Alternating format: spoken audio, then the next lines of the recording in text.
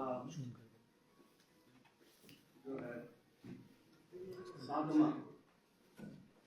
17-18 दिसंबर से 21 दिसंबर तक winter session के रूप में धर्मशाला में आयोजित हो रहा है और उसी उपलक्ष्य में हम आपके साथ समक्ष हैं और मीडिया के माध्यम से जो इस सत्र में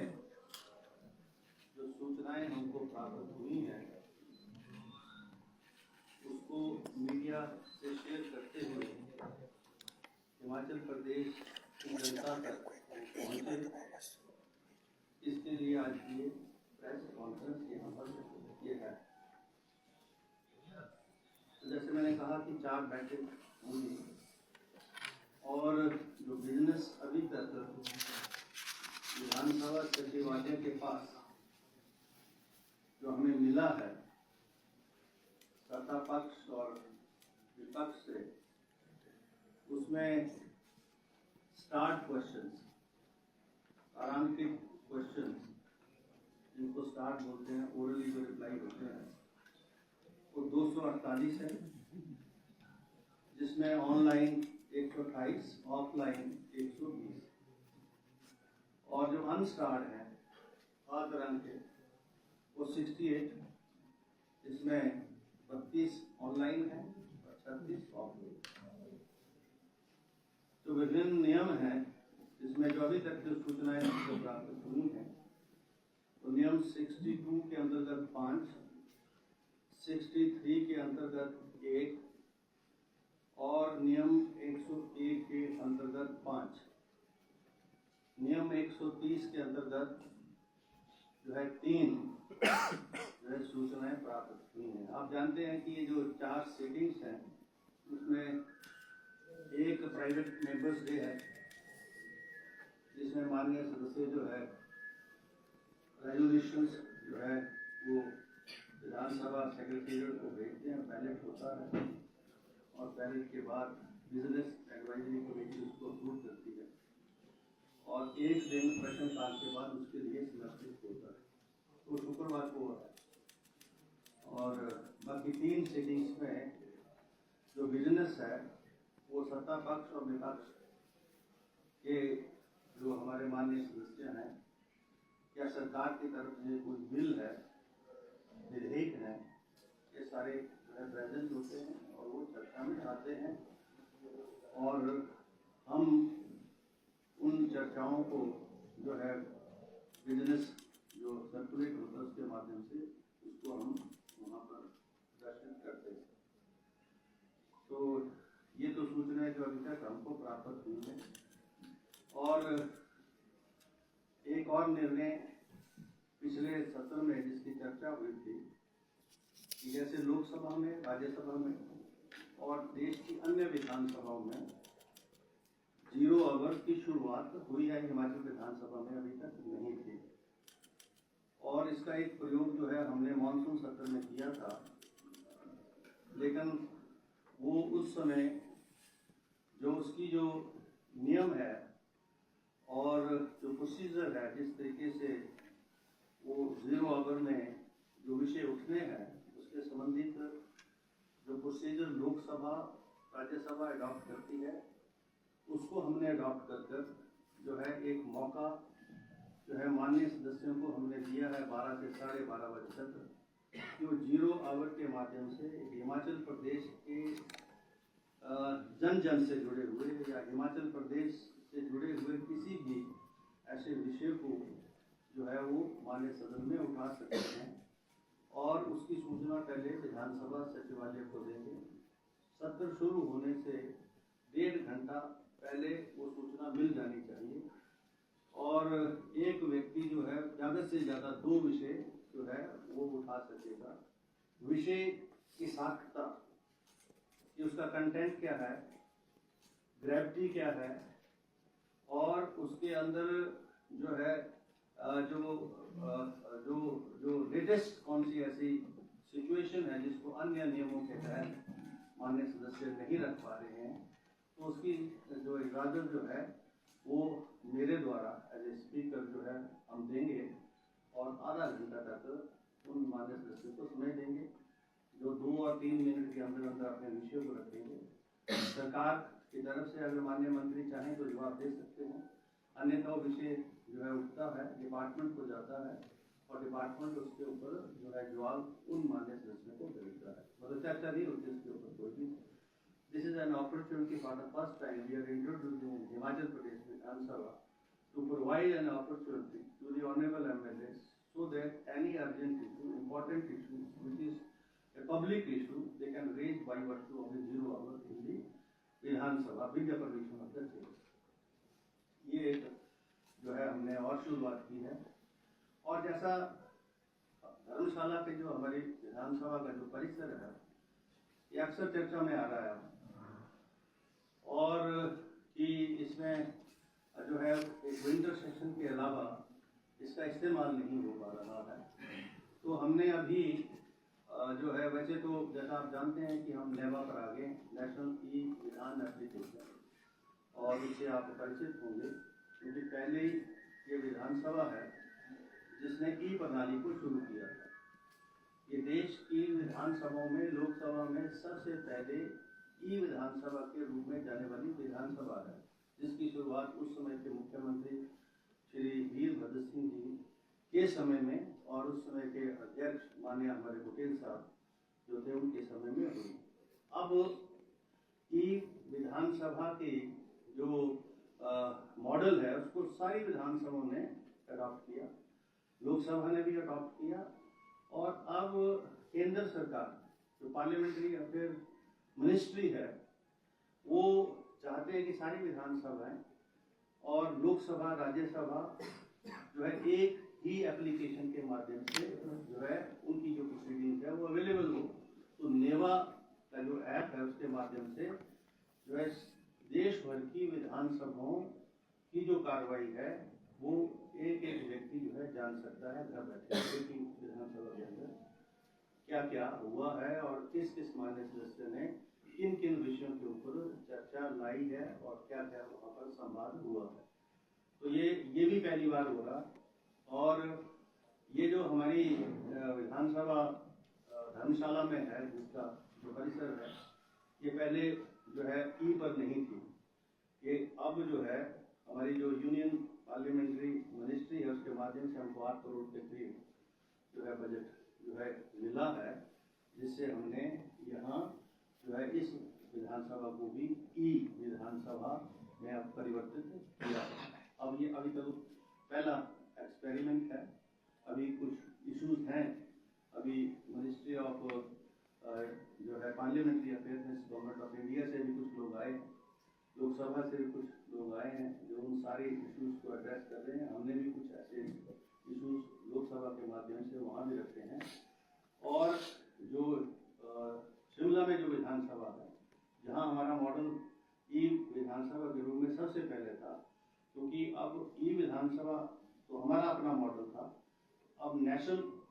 ई जो नेवा से जुड़ना है तो हमको सारी चीज़ें जो है वो वहाँ पर दोबारा से बदलनी होगी, सारा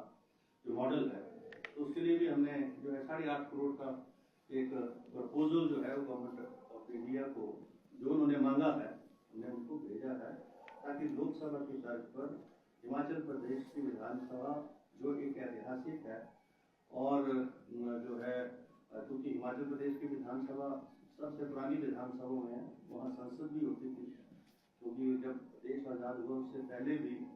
वहाँ पर जो है सिलेक्टिव गवर्नमेंट के रूप में 1935 जो गवर्नमेंट ऑफ इंडिया एक्ट है, 1999 गवर्नमेंट ऑफ इंडिया एक्ट है, उसके माध्यम से वहाँ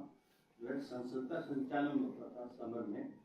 तो वही विधानसभा का परिसर आज हिमाचल विधानसभा के पास है,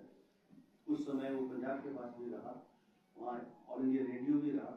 विधानसभा का सचिवालय भी रहा। तो ये अपने आप में एक ऐतिहासिक, हम भी चाहते हैं कि उस सारे जो मॉडल जो लोकसभा में है उसके जो गैजेट्स हैं वो वहाँ पर हमारे माननीय सदस्यों को मिले, ताकि टोटल जो है ई विधानसभा का जो हमारा जो कंसेप्ट है, हम इसलिए जा रहे हैं ताकि पेपरलेस हो जाए, एनवायरनमेंट की दृष्टि से भी, क्योंकि जो पेपर हिमाचल प्रदेश की विधानसभा इस्तेमाल करती थी वो भी करोड़ों में था, ताकि वो पेपर जो है बनता भी पेड़ों के से ही है, तो जंगल का कटान बंद हो और पर्यावरण का संरक्षण हो, सारी प्रणाली जो है यहीं पर आए। अब तो डिजिटलाइजेशन की बात हो रही है देश भर में, जो माननीय प्रधानमंत्री जी का जो है एक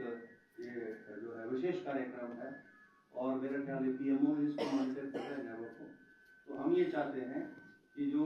लेटेस्ट जो ये प्रणाली है उससे हिमाचल प्रदेश भी जुड़े, और ये परिसर जो है इसका अधिक से अधिक इस्तेमाल हो। उसके लिए CPA में अभी एक अधिवेशन हुआ था दिल्ली में हमारा, जब लोकसभा चुनावों के बाद पहला अधिवेशन, जिसमें देश भर के स्पीकर और लोकसभा के स्पीकर, राज्यसभा के चेयरमैन और वाइस चेयरमैन उसमें उपस्थित थे। ये निर्णय लिया गया है कि युवा सांसद हो,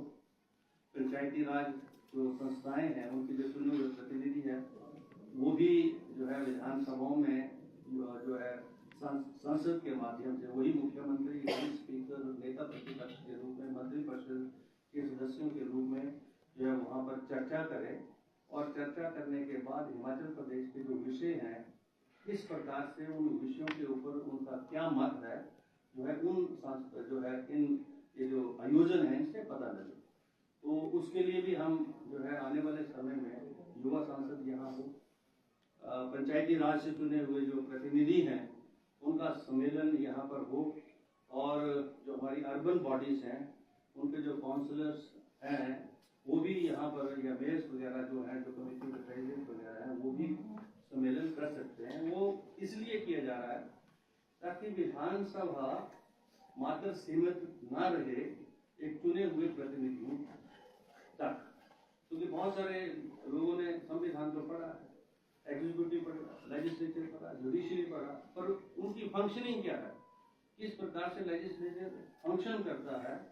और ये आम व्यक्ति तक पहुंचे, जन जन तक पहुंचे, जो है उस दृष्टि से ये उपयोगी होगा। और वैसे तो हिमाचल विधानसभा में हमने प्रयास किए पिछले जो है 2 वर्षों से कि स्कूल के बच्चे ज़्यादातर जो है प्रोसीडिंग्स देखने के लिए आए हैं, और शिमला में बहुत सारे स्कूलों के बच्चे जो हैं वहाँ आए हैं, विश्वविद्यालयों के बच्चे आए हैं, प्राइवेट यूनिवर्सिटी के बच्चे आए हैं। यहाँ भी हमने इजाज़त दी है कि बच्चे जो हैं ज़्यादातर विधानसभा की कार्रवाई को देखें, ताकि भविष्य तो वही है देश का, ताकि उनको पता लगे कि विधानसभा के माध्यम से हम क्या करते हैं और कैसे हमारे जनप्रतिनिधि अंदर संवाद करते हैं। तो उस दृष्टि से भी हम इस विधानसभा को आगे जो ट्रेनिंग प्रोग्राम्स के माध्यम से साल भर की गतिविधियों में हों, उसके लिए हम तैयारी कर रहे हैं। और एक और जो आइडिया जो मैंने माननीय मुख्यमंत्री से भी डिस्कस किया है और अभी जिला प्रशासन से भी डिस्कस किया है कि हम इस परिसर को जो है टूरिस्ट के लिए और आम जनमानस के लिए सत्र के बाद भी खोलेंगे ऑन स्पेसिफिक परमिशन, टिकट के आधार पर, ताकि वो आए। जैसे लोकसभा में टूरिस्ट जाता है, हम जब जाते हैं बाहर तो हम भी वहाँ की जो विधानसभाएं हैं उसको देखते हैं, उनके परिसर को देखते हैं। उसी प्रकार से जो है हम भी इस विधानसभा को जो है आने वाले समय में ये जो है खोलने, ये आम आदमी के लिए, टूरिस्ट के लिए सिलेक्टिव बेसिस के ऊपर, परमिशन के बेसिस पर खोलने की तैयारी भी कर रहे हैं। और वो आए, परिसर भी देखें, या कैफे वगैरह का अरेंजमेंट भी हो, और चाहे पान भी हो, ऐसी व्यवस्था भी करेंगे।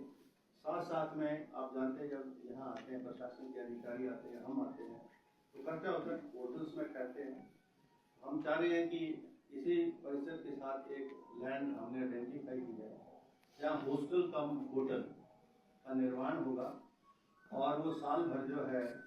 जब तक सत्र नहीं होता, 1 हो 2 हो आने वाले समय में, तब तक तो वो कमर्शियली यूज होगा, और जब सत्र होगा तो exclusively that will be used by the honourable MLA and minister. This is what I wanted to say. If any question, any query, अगर इस विधानसभा सत्र का ऑनलाइन ब्रॉडकास्ट भी इसका ऑनलाइन तो है हमारा, यूट्यूब पर तो सारी कार्रवाई जाती है। और लाइव वाला अभी तक फैसला हम ले रहे, क्योंकि लाइव विधानसभा की कार्रवाई के लिए और बजट की आवश्यकता है, क्योंकि बहुत सारे चैनल्स को हमने कांटेक्ट करने की कोशिश की, तो उनका जो बजटिंग था बहुत सा लाखों में था। तो अभी यूट्यूब पर तो हैं हम, लेकिन हम आने वाले समय में जैसे जैसे फाइनेंशियल पोजीशन थोड़ी ठीक होगी, क्योंकि अभी तो इसकी लाइबिलिटीज भी हमने पूरी की है, पिछले वो लाइबिलिटीज को 14वीं विधानसभा की नहीं, 13वीं विधानसभा से हमने कुछ लाइबिलिटीज है।